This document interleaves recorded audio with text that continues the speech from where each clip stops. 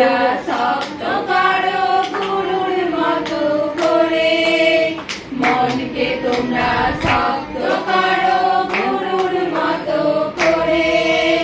খোলো রে মন, গড় নতুন জীবন, পিতার কাজের জন্য তোমরা তৈরি হও এখন। খোলো রে মন, গড় নতুন জীবন, পিতার কাজের জন্য তোমরা তৈরি হও এখন।